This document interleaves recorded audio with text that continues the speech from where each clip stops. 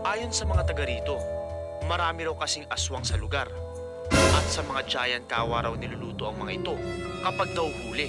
Pero ang totoo, sa mga kawang ito niluluto ang Muscovado sugar noong unang panahon. Ang Muscovado sugar ay ang hindi pa gaanong na-refine o dumaan sa maraming proseso na asukal. Dati-rati, walang pumapansin dito. Pero nang nauso ang health and fitness, tumaas ang presyo ng Muscovado sa world market. Mababa kasi ang calories nito at hindi raw gaanong nakakasama para sa may mga diabetes.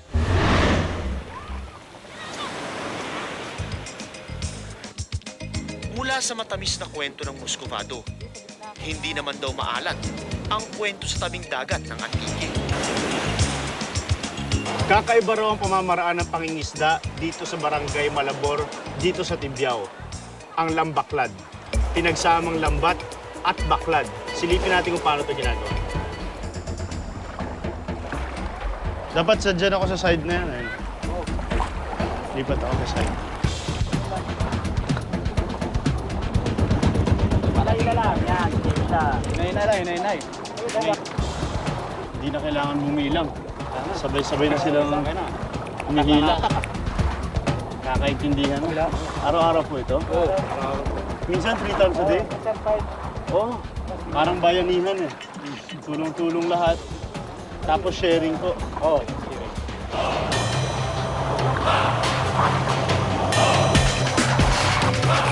Nakwento nga sa akin yung pamamaraan nila ng pangingisda at naging curious ako. Sabi ko, subukan ko kaya. Pumayag naman sila na maging mangingisda ako for a day. Patungo kami sa pwesto ng lambaklad. Ang lambat may lapad na 200 meters at nakalatag ang baklad sa lalim na 50 meters sa dagat. Pag dito lang isda, hindi na siya makalabas. Hindi na siya makakalabas. Hindi na siya makalabas. May sistema sila na kapag hinila mo ito nasa ibabaw, automatic bumabalik yun sa ilalim. Oo. Tinanggal ko na yung tsinelas ko dahil madulas. Madulas yung balsa, kaya nagpaan na rin ako. Tapos may kapit. Hindi naman siya gaano kabigat dahil marami kaming humihila. Gamay na ng mga mangingisda ang lambaklad. Para ba silang sumasayaw at may sinusunod na timing? Timplang-timpla na nila ang bawat kilos. Parang may tumatambol sa kanilang mga utak na sabay-sabay nilang naririnig.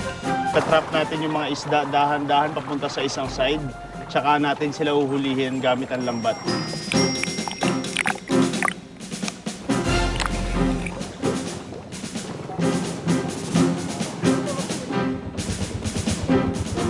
Hindi naman gaanong matagal ang aming hinintay para sa resulta ng aming pangingisda.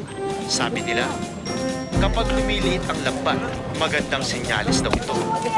Ihagis yung kabilang side dito para yan ang iangat dito. Para lahat ng isda, masasampa natin sa balsa.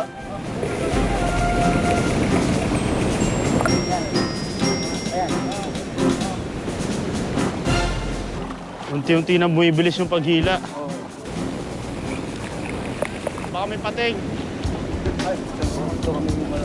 Minsan may mga pating dito. Sir, isda niya. Usually ginagawa rin nila ito sa alas 5 ng umaga o mga alas 3, alas 4 ng hapon. Nakita natin kung paano nila ginagawa yung pangingisda dito sa lugar nila at kung paano yung pamamaraan nila ng pag-sharing din sa mga blessings na nanggagaling dito sa dagat. Nakita at napahanga ako sa sipag at tiyaga ng mga mangingisda para makakuha ng makakain.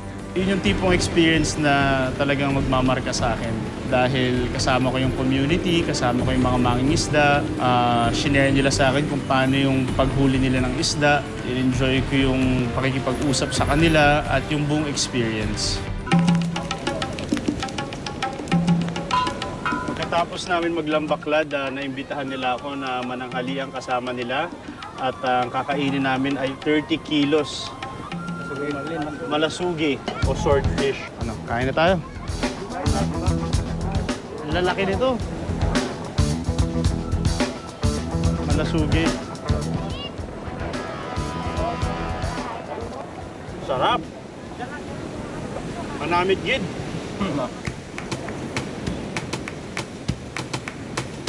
Tara, kain tayo.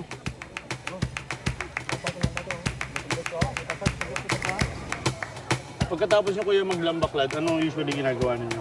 Uwi na sa bahay. Uwi na. Tapos hati-hatiin yung mga isda. Benta mo na. Yung mga anak niyo po, tinuturuan niyo rin kung paano mga isda. Oo, Tinuturuan niyo na rin. sumasama rin sila dyan. Oo. Panalo. Unique ang Antique sa lahat ng mga lugar na nabisita ko sa paglalakbay ng Pinoy Adventures. Wala man akong bundok na inakyat, sinisid na dagat, o tinalon ng bato. Pero mayaman ang aking naging karanasan sa bawat lugar na aking pinuntahan. Humanga ako sa sipag at tiyaga ng mga taga rito. Nagtinik ako ng marami. May tinik pala to, kuya. At naging mas malalim ang aking pagkilala sa kasaysayan ng ating bayan. Maliit lang ang bayan ng Antique, pero marami itong pwedeng ialay sa mga turista, lokal man o banyaga. Parang it's more of human interaction yung buong experience ko sa Antique. Na adventure din naman. Yun yung mga tipong adventures na talagang matatandaan mo dahil hindi lang siya physical activity. It was more of a human experience with the locals. So, yun nagmarka talaga sa akin. 136 kilometers ang binyahe ko mula Iloilo papuntang Antique. Dito ko natuklasan na malaking bahagi ng ating pagka-Pilipino ang pagpapahalaga sa ating nakaraan at sa ating makulay na kasaysayan. Hindi magpabilin, ito ang Pinoy Adventures.